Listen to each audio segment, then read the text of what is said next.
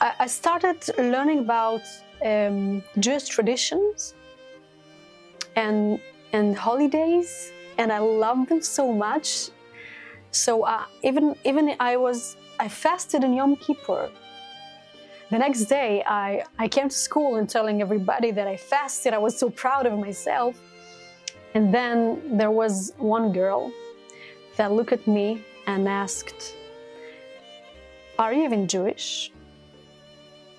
I said, "No, I'm not." And in that instant, I understood that loving Judaism, it's one thing.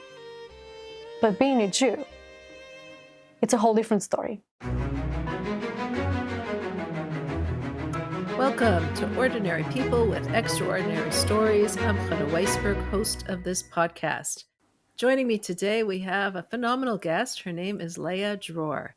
Leah is an international singer who performs just for women, and she also has a remarkable journey, how she came from Russia as Vlada and then converted with her family to become Leah. Leah, thank you so much for joining us. Welcome. Thank you. So happy to be here. Thank you. So first start with your story. What your childhood, you're born in Russia. Tell us a little about your background. Yeah, so I came from Russia, as you said. I was born in a mixed family. My father is Jewish and my mother was not then. And I grew up in a small pastoral village, far away from progress and civilization. This kind of village where people are making their living from crafts, and animals are running around, and spirituality was pretty far from them.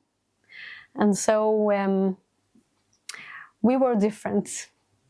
How were you different? How did you get involved in spirituality? Yes. Actually, my family was was related to high society of this village. Uh-huh. So you mean you were more sophisticated? Spirituality, yes. And all those parties and drunken people, it was not part of our life. But spirituality was always interesting for us. And when the communism collapsed, all the talks about faith and religion was forbidden. So when the communism collapsed, we stumbled upon many books about spirituality. We started reading books. So it was very interesting, so inspiring. Like most of the books were not not written by Jews. We had one book actually. It was called Practical Kabbalah. Practical Kabbalah.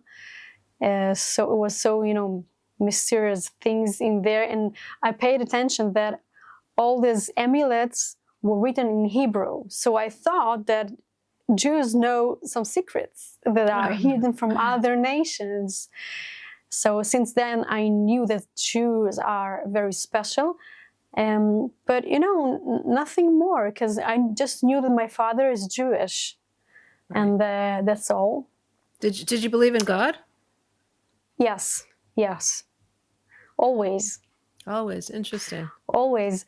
My mother is very spiritual personality, so every night think, she would tell us. You would think in communist Russia that wasn't a part of your life, because they tried to make people not believe. You see, they did not succeed. Right. They did not succeed. So my mother was sitting every night near our bed and was telling us stories about life after death, and that there is a God, and that we have a soul. And so we started this journey together with my parents. I have one brother. It's in Russia. It's 2 kids and a dog, but we had a cat. Right. So how did that journey begin? What's like? How did that start? How did you get towards Judaism? The books. Yes, and then when you start your journey, your spiritual journey, and you develop, so it created a gap between us and the locals. So we felt that we cannot stay there. It's not the place to be, and there's not future there. And we decided to leave. And actually, we didn't have many options because all my father's family was already in Israel. By the way, my father is oldest of 12. 12. Wow. Not Yeah. 2 children and the dog. No. And it's not religious family. That's what interesting. It doesn't Wow. exist. I'll tell you more. There's a law in Russia that says a woman that has 5 kids gets a certificate, a heroic mother. Wow. Wow. I think we should go to Russia to get some certificates. What do you say? We could all get those certificates, right? Wow. Yes, I have 8 kids, so amazing. I think wow. we deserve some certificates. Yes, absolutely. That's something we could learn from Russia, right? Yeah. Yeah. But Shlomo Melech already gave us such certificate, which is called Eshet Chayil. So Eshet Chayil, right? Wow. Yes. So we arrived to Israel. I was 10 years old then. I was a child, but what still, was it like I remember. There? I remember that we landed, and we got off the plane, and I'm making my first steps in Israel, and I smelled this unique smell that everyone is talking about. That Wow. Israel have this unique smell. I was 10 years old, and I really could feel it, such a different, a warm atmosphere. It was warm outside, Right. And I loved Israel. I loved Israeli people. Was it hard fell in love. to get used to it? It was such a different culture? For me, not for me. Actually, I love changes. I love new things. And I really, really fell in love in Israel because, I went to a secular school, and I started learning about Jewish traditions and holidays, and I love them so much. So even I fasted in Yom Kippur. I was not a Jew, but I was told that Yom Kippur is Yom Kippur is a holy day. It's a day that unites all Jews around the world. And I said, wow, I want to feel a part of this nation. And so I fasted. The next day, I came to school and telling everybody that I fasted. I was so proud of myself. And then there was one girl that looked at me and asked, "Are you even Jewish?" I said, "No, I'm not." And in that instant, I understood that loving Judaism, it's one thing. But being a Jew, it's a whole different story. And it doesn't matter what I will wear and what I will do and how much I love Jewish holidays. It doesn't matter. I'm not a Jew. I felt like, sort B. I was looking at the Jews like, wow, it's such a special nation, but I'm not really a part of it. What did you feel was so special about Jews? I cannot explain it, but it felt like they are so proud of themselves. They're very mechubarim. They're united. Yes, they're very so united. So there's so much love between the Jewish people. And I even remember, I can't forget this story. When I was on the first, I just came to Israel. It was our first year, I think, in Israel. And we went to a trip with the school. And the whole bus is waiting and not moving. And I couldn't understand why. So I asked why we are waiting so long. And the teacher said, we are waiting for one kid that is late. Wow. I'm telling you, I could not understand it. The whole bus is waiting for one kid. Yes, this is Ahavat Israel. It could be only here in Israel. So I don't think in Russia someone who would wait so much time. Right. So as a child, I remember this story, and I felt the Jewish people, they have this, how do I say, arachim. Brotherhood. Yeah, Mm. that's it. So you were interested in Judaism, you were interested in spirituality, but yet you still were not. You were not Jewish at that point. What made you make that switch to actually decide you want to convert, you and your family? My father, 5 years later, actually he just decided one day, suddenly, not really suddenly, I guess he was trying and reaching for something, but one day he decided that he wants to become religious Jew. He wants to become Hasid Chabad. He became Hasid Chabad, and you know what it means, like everything in one day. And what was the we reaction didn't of your understand. family? Yeah. We didn't understand. We were like in shock. Like, what happened to my father? Okay, we were looking for spirituality, but we were looking for it way up there. How do Israelis say? I'm a Jew in my heart. That's Right. enough, no? Right. So we didn't understand what's the connection between Shabbat and God. Eating kosher food and spirituality, and why do you need so many mitzvot? I thought that spirituality it's somewhere above, but Judaism has so much mitzvot that you take this material world and you always do material things. This is spirituality. So, but we understood that actually we know nothing about Judaism, about the real Judaism. I believe that if you want to know something, like in general, you have to go to the source and to go to people that live this life, and to learn from them. So that's what we did. We went to our first Torah class, and I remember, to learn more about Judaism, yes.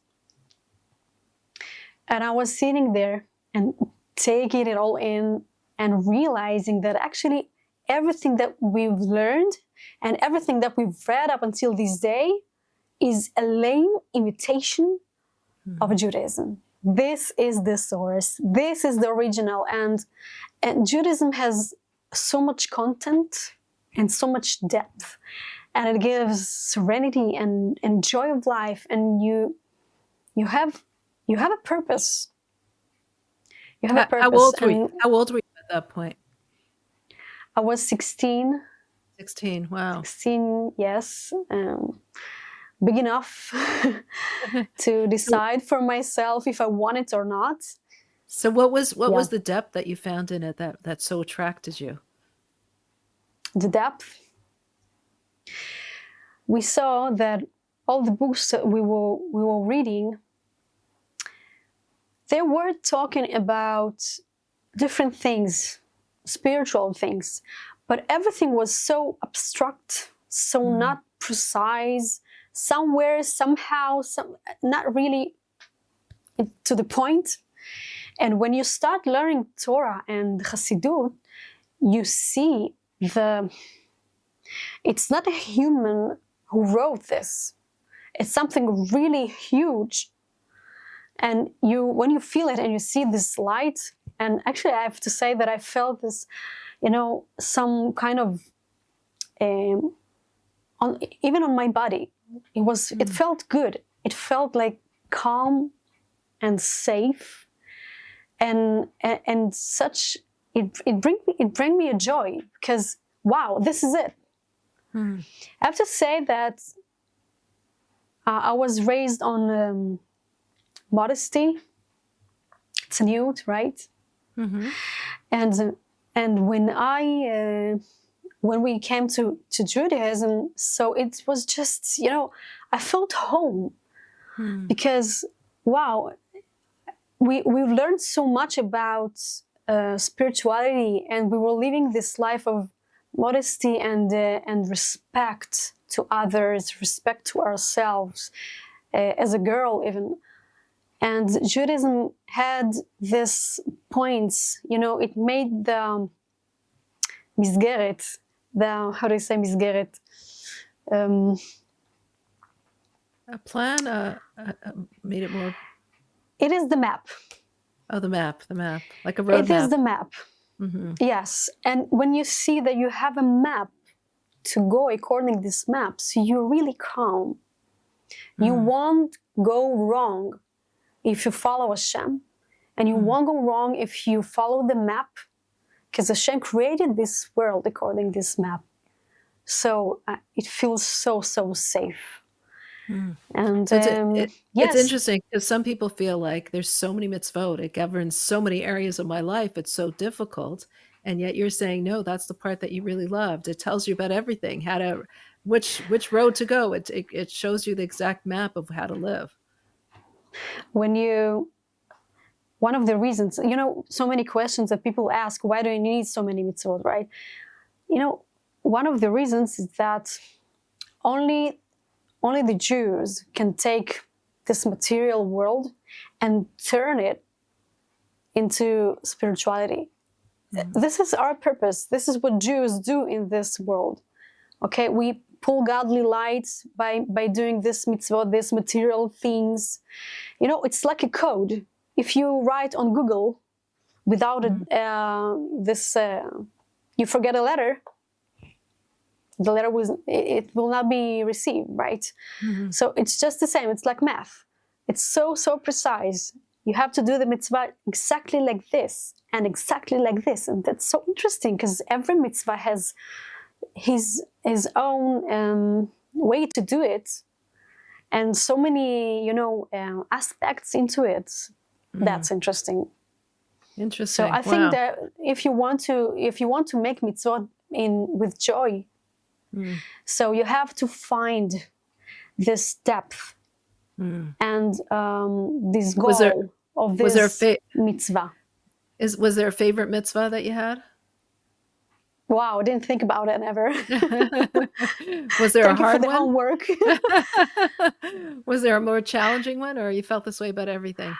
I had a challenging one, yes, when I had to leave the choir. I was performing. Well, tell us about that. I mean, you first tell us about your music career in general. Like, when did you start that? You must have started that early on? Since I remember myself, I was 5 years old when I started performing, playing piano. Wow. And yes, I was just raised on stage. And there was recorded a CD. Your parents noticed that you had talent in that area? Is that it? Yeah. They invested in my talent a lot. I had my own producer, and we recorded a CD when I was 10 years old. I was really into this. I've started my career since I was a child. And when we came to Israel, I continued performing and going to choirs and bands. And then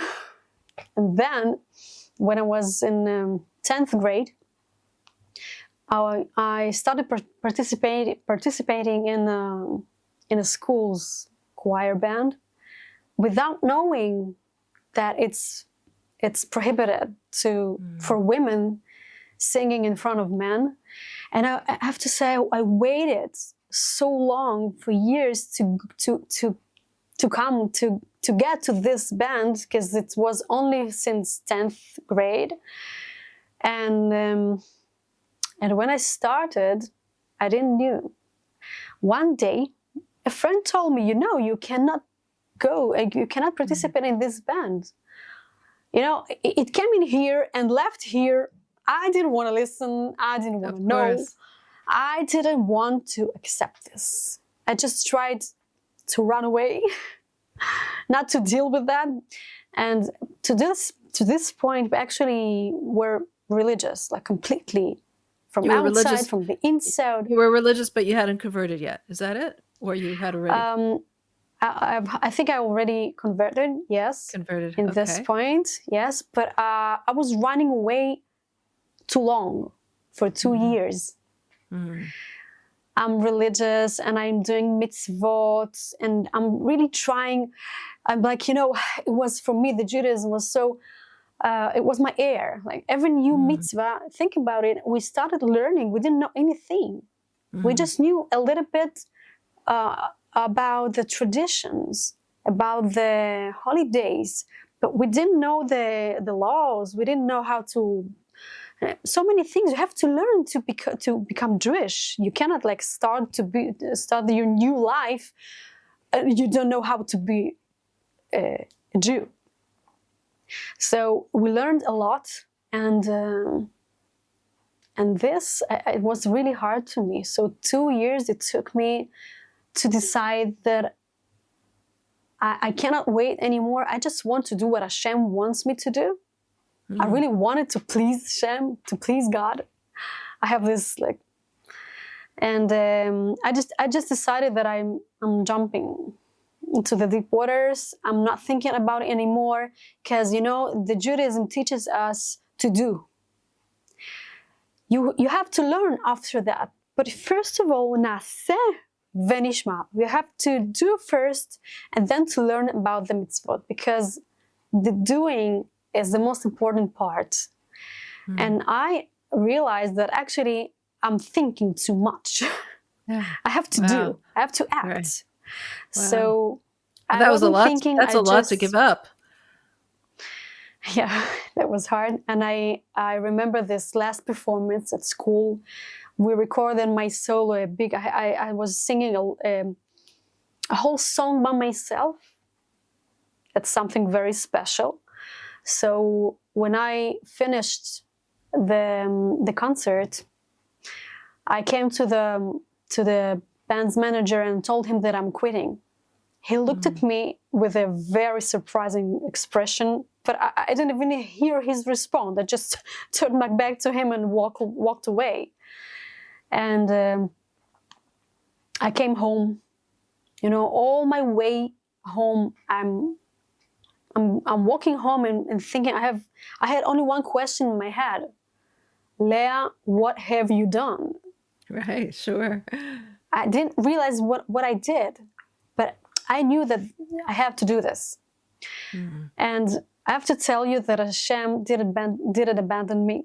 And here I'm on the stage again, and I'm going to tour to America, and I'd love to see in person. I'm inspiring women, and the music is our own our common language. So do you ever feel that you're missing out? It was worth it. Do you feel that you're missing out for not performing in front of men? No. You probably would have larger crowds, financially, otherwise. Like, why?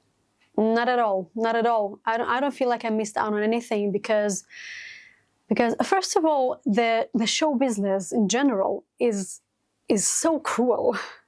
Everywhere. You have to work hard here and there. I heard once a secular producer was talking about this path that a singer has to go through to become famous and popular. I have to tell you, there was nothing new.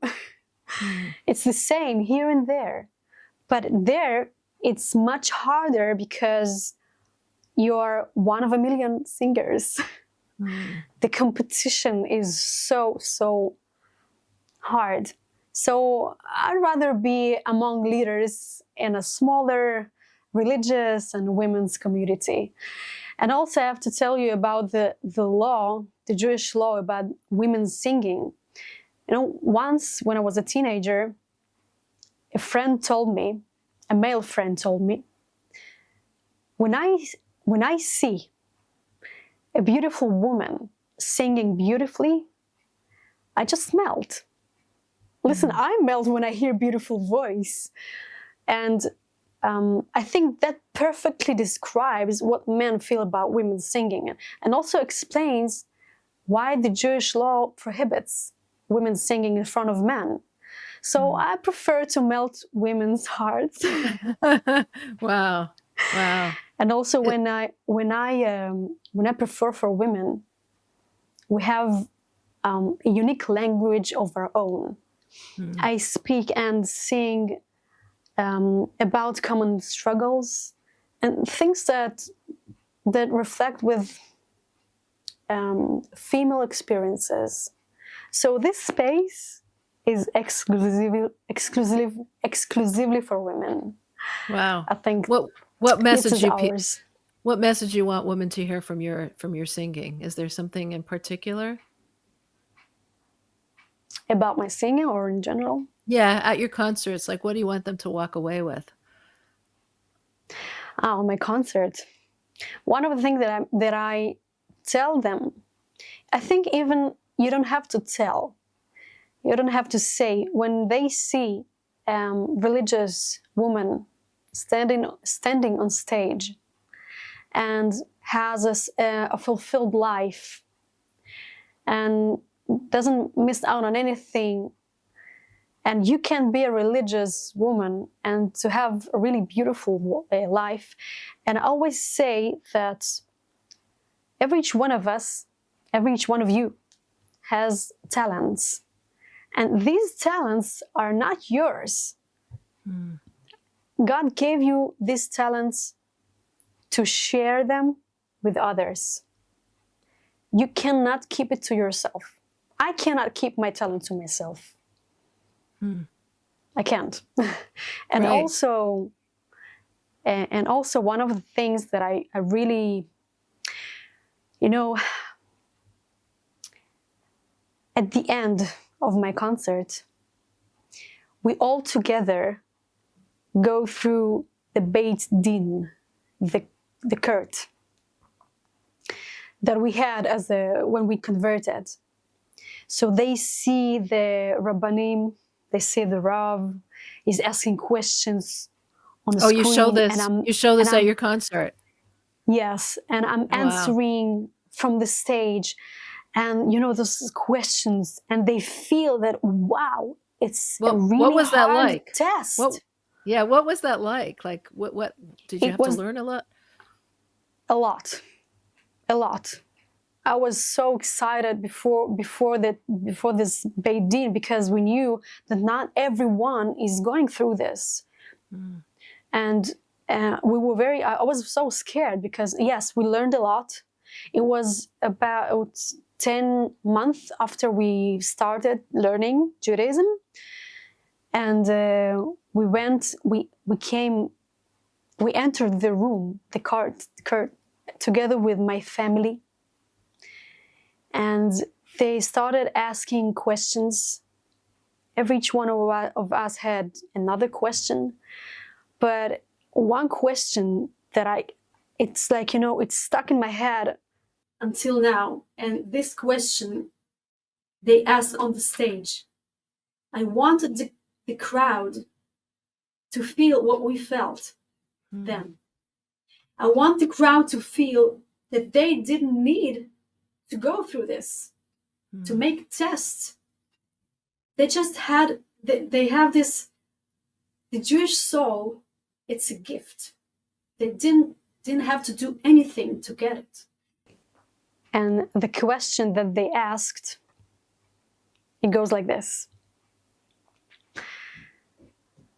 Now you have 7 mitzvot, 7 Noach laws, and if you will convert, you will have 613 mitzvot. It's so much. So why do you need all of this? And also they continued and asked, we are a pursued nation. People in the whole world hate us. So why would you even want to become a part of such a nation? I think now this question is, then it was peace. There was not a war. So I will tell you my answer, but I feel that now this question is like, I feel that they are asking this question again today. Why would you even want to become a part of such a nation. Yes, such a beautiful nation, such a wonderful nation, such a united nation. So my answer was not based on any logical reasons. There are so many logical reasons why we wanted to become Jewish, as I said before. But at that moment, I told them that I don't see my life differently. I just want to become Jewish. I felt this since we discovered Judaism. I felt that this is my place. And we started living according to Torah, kashrut and Shabbat, that we had to break the Shabbat. We had to break the Shabbat because non-Jews you weren't Jewish, cannot right. keep the Shabbat. Yes. So It's a that present was just for Jews, right? Yes. And so I wanted to become Jewish. It was so clear for me. My story is not, I didn't go to Thailand or India or somewhere to look for, I don't know, somewhere there. It's so simple and so pure. And so really, we didn't have questions. We started living according to Torah and loving it. And now we share it everywhere. Wow, that's really beautiful. Do you ever look back at the previous Vlada? And what would you say to her? I want to thank her for what she was until she became Leah. She was a good girl, I have to say. She was a good girl. And I'm really happy that I did this way. I'm afraid to think how would my life look like if I would stay there in this village with such kind of community there.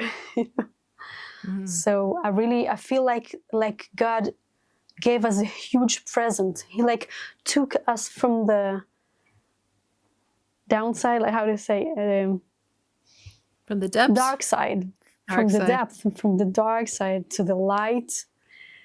And I feel like I got a present. Yes. Wow. You've been Jewish for quite a few years. You still have that enthusiasm, that fire, that love for Judaism. What keeps you going? Like, what makes you so committed and so passionate? That's a common question. I have to tell you that now I'm a Jew like you and like everyone who is listening to us. And I think that every love, you have to invest into it. You have to invest in your love with your family, with your husband, and with friends everywhere. And if you stop investing, if you stop learning, if you stop observing, seeing the good parts everywhere, so you lose the love. So I'm really glad that Chassidut teaches us that also women can learn Torah and also women can learn Chassidut. So your mind is always, I wish it will always be busy with developing and investing in this love. So our love to God is also needs this observing and learning and investing into it. And you have to sacrifice. It's everywhere. So I feel like a regular Jew, but I do always remember why I chose Judaism. And maybe for me it's easier, Oh, yes, I remember. Right. Maybe someone has to work hard to find this light, this sparkle, to find this reason why I love Judaism. And I really invite you, all of you, to do the homework and to learn from people who live this life. You go to the source and learn from the people that love Torah, because there is a lot of light in there. Beautiful. Wow. You mentioned you have 8 children, I think you said? Yes. Do you want to tell us a little how you met your husband? Oh, that was a very funny story. It was by accident. No, Okay. it was a shidduch. How to say shidduch? Was someone suggested it? Yeah, An it's like an arranged meeting? arranged meeting. Okay, yes, but it was funny because Shatchan, the Rav, was talking about one guy, but at the end I met another guy, and then when they confused the Rav and the Shatchan, they were confused. Oh, wow. So it He was a didn't mistake? know it was a mistake. He didn't know that this guy is already Khatan, is already Engaged. engaged, and they were talking about different people. Wow. And when he came to the wedding, he was looking for the Khatan, for The groom. Yeah. when he saw my husband, he was so laughing out Wow. loud. And he said, "We are nothing in this world. Really, we're just dolls. Just It pawns, doesn't matter right? what you will do. Really doesn't matter. Like, it is matter, but you're trying. You do ishtadlut. You try and you do, but it doesn't mean that the result Right. will be what you want." And so, Baruch Hashem, it felt Wow. home. Yes, Felt home. Baruch Hashem. Is your husband as well a convert, or is he not? He is Baal Tshuva, and he is Russian also, Russian from Moscow. Also? Wow. Wow. Yeah, yeah. And how do your children, you say it's so important to invest in this relationship with God and keep on learning. How do you raise your children in that way? It's daily work. When they see their parents that do things, we don't ask questions when you want to eat kosher. Like, if it's not kosher, it's not a question. Maybe or not. No, it's not. And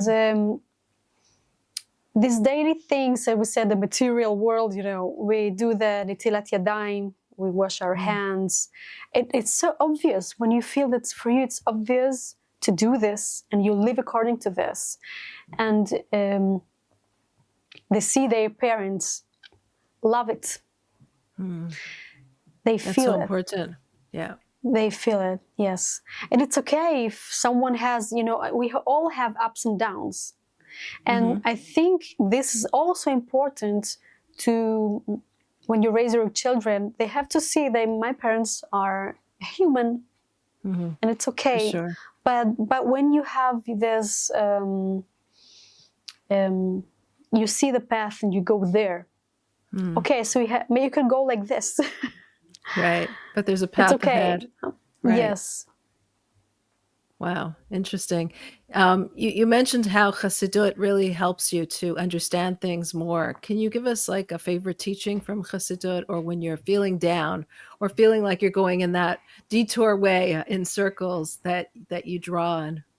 A special teaching or something that you love, that helps you to move forward?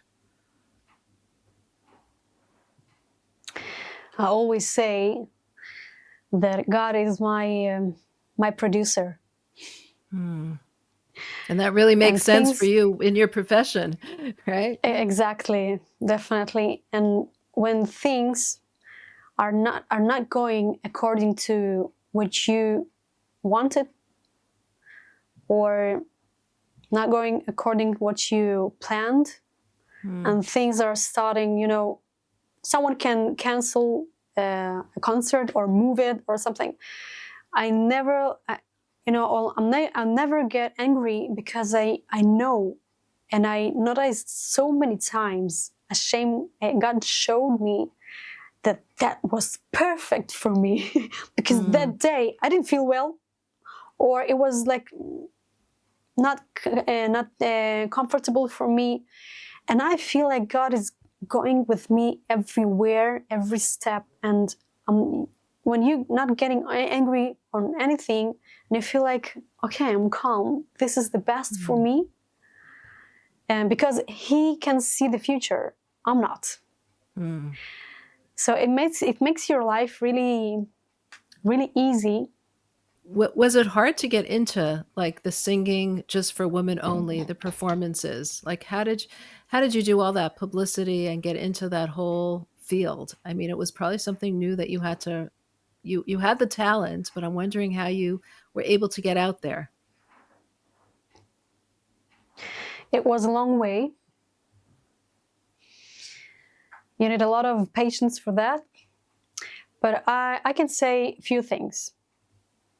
First of all, you have to be professional. When you want to succeed in any field, I just talked about it with my followers. I said that there is a difference between talent and professionalism. It's different things. You can sing beautifully, but it's not professional. You can paint beautifully, but it's not professional in any field. So first of all, I always say, go and learn. Be professional in what you do. And I think that was one of my yitaron. That was one of my chuzka. You have to help me with this word. Yitaron, it's advantages. Yes, I think. When you are good at what you do, so it's spread everywhere. So that what happened actually. When I started telling my story and singing, so I feel that I brought something from Russia, from this, way of thinking, this perfectionism, right? That everything has to be perfect on stage, and you have to be prepared. And I think I brought it to the stage, this professionalism, and also you have to bring your heart. You have to bring something interesting, something outstanding, something that will talk to the women's hearts, because people are so tired from, chitzoniyut, from the out. They want something deep, honest. So if you're honest, if you're yourself on stage, not trying to be someone else and to copy someone, or even your gestures and how you move on the stage, how you sing. Don't try to be someone else. Yes, you have to learn singing, but then bring into your voice, because your voice is special, and people want to hear you, and that's the beauty. There's so many different voices, and Sure. So be yourself. Be yourself. Wow. Is there a special song that you love? Your favorite song? There are a few songs. I really love nigunim, the melodies of Chabad. They're so melodic. How to say melodic? They're professional, I have to say. If you really go into it like deeply, you can hear it with the you can really hear it. It's professional. It's something, but it is professional, but it does something to your soul. I remember that there was a time that I decided to hear a lot of nigunim, a lot of melodies of Chabad, and I really felt like my body is cleaning from the inside. I felt it physically. I cannot describe it, but I felt something very clean and pure, and is going inside of me. And then other things that you're listening to, a music that is not really kadosh, how to say kadosh, pure. Holy, pure, right? Holy, yes. So your ears cannot hear it. Your soul cannot hear it. When you clean yourself, it's the same with your body. When you want to clean your body, you have to eat more healthy food. And then when you eat junk, your body doesn't want to like it anymore. Yes, wow. And it just throw it out. Wow. And so you feel that way that's, about the Chabad Nigunim? Yeah. I wish I could all the time hear Chabad Nigunim. I'm sorry, but I love also Right. another music. I'm trying not to hear going, how to say, not Jewish music. Not Jewish music. It's not really good to your soul, because Chassidut is explaining that the melody, it talks about the melody, not about the lyrics even.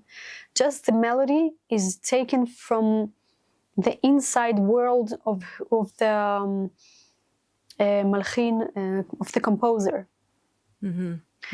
So when the composer is creating a melody, so you hear his inside world, and it goes straight to your soul and moving something inside of you. So you have to choose what do you want to listen to eat, to see. That one of the Chassidut, you asked me that's to tell you. Right. Yes, that's teaching. Right. Because we have to, how to say lesanen, to livror. There's another word in Russian that I'm really familiar with this, so I translate sometimes from Russian to English. Yes. Wow. You have to filter. You have to choose. You have to filter what you hear and what you see, what you eat, what you smell. You have to filter the people you're surrounded to be in a good atmosphere. So it's our choice. It's work. Don't let your life let go like this. This is me. This is how my life. No, take it to your hands. And Chassidut really gives you tools how to do that. Right. Totally. What has been the reaction of women who have listened to your concerts? Wow. So many of them are crying. After the Beit Din, after the court, you hear that they accept me to the Judaism, to the Jewish nation, and they clap their hands. The whole crowd are clapping their hands. It's so exciting. There's a beautiful music on the background, and you hear the Shema Yisrael, and they say, even saying Shema Yisrael with the crowd. With Im Shem Hashem, I'm saying Shema Yisrael, and when I take my hands off, I see them like with their hands, and then they're crying after the concert. They are coming like tons of them and saying, you know what? I was born Jewish, and I didn't have to do anything. I'm so appreciated now. Tomorrow I will say Shema Yisrael differently. So I can meet people, I can meet women years after my concert, and they say, I still remember. It's like really made me a better Jew. Amazing. Wow, I wish I can, I wish to meet really you all. Yeah, I'd love to meet you in person. All over the world. Absolutely. To go and come and share with you this story and inspire. Amazing. Leah, what's your final message that you'd like people to take from this interview? What would you like people to take home? What's your message to all the viewers who are watching you right now? Don't be afraid of anything. I know that to be Jewish, especially now and even abroad, it's not so simple. You have to be strong. You have to be strong and to be sure that, yes, I'm a proud Jew. I love my nation. I will fight for my nation. And I will fight to be united with my brothers. So just don't be afraid. And if you have to do changes in your life, and every changes in our life are difficult, it's okay. I know that each one of you has really this strength and power to be the best you. And the best you is when you are connected to your soul. So this is my main message. Don't be afraid. And even people around you don't think like you. And what are you doing? Why do you need all this? Don't listen. Listen to your heart. Beautiful. Thank you so much, Leah. Beautiful message. And I wish you continued success. You may go around the entire world and inspire everyone with your beautiful message and your beautiful music and your voice and your beautiful connection to Judaism and finding your true self. Thank you. Thank you, Hannah. Thank you. Wow, what an incredible interview with Leah. I loved hearing her story, how she came from Russia, how she was always seeking something and always felt that something was different in her life. I loved how she explained how she got to Judaism and how she just felt that this was really who she was. She describes so beautifully how she's standing there at Beit Din, and this is in her concert as well, and how she shows it in the back in her concert, how they ask her, why do you want to be a Jew? Why do you want to be a Jew, even though you'll have so many more mitzvot, and even though you'll be persecuted amongst all the nations? And what do you need this for? And she says, this is who I am. And I think so many converts really feel that this is their neshama, this is their soul, this is their calling, this is who they really are. And that was really beautiful to hear. I loved how she explained how her singing in front of women has this power to it. The messages that she gives over to women, the messages that relate to their lives, and the connection and the vibrancy in the crowd, and the total jointedness and that connection that she has with the crowd, which is something that she felt she could not have in a mixed crowd. She explained that very well. And I think that was something that was very special because it was obviously something that was really hard for her to give up. Here she had just made the pinnacle of success, and yet she was giving that all up. And I think that she explained that really beautifully. And she explained that as well at the end of never being afraid of taking on something new, making new decisions in our lives when you know something is real and something is true, just going after it and not being afraid to find your real self. Just keep on learning and keep on doing, as she said, and then you can find who you really are meant to be. And one last point that I really enjoyed was how she called God the producer, which was so applicable to her career, and how we can all really look at God in our own lives and see him as the producer, that when something goes wrong, it's the producer who's doing it, and there's a reason and there's a rhyme for it, and ultimately it's truly for our best. If you enjoy watching these interviews, I hope you are subscribed to Chabad.org/extraordinary. You can find us as well on YouTube. If you are watching us from YouTube, please make sure you subscribe to Chabad.org's channel and you'll be notified when a new episode drops. Thank you so much for watching, and thank you so much for being part of this extraordinary community.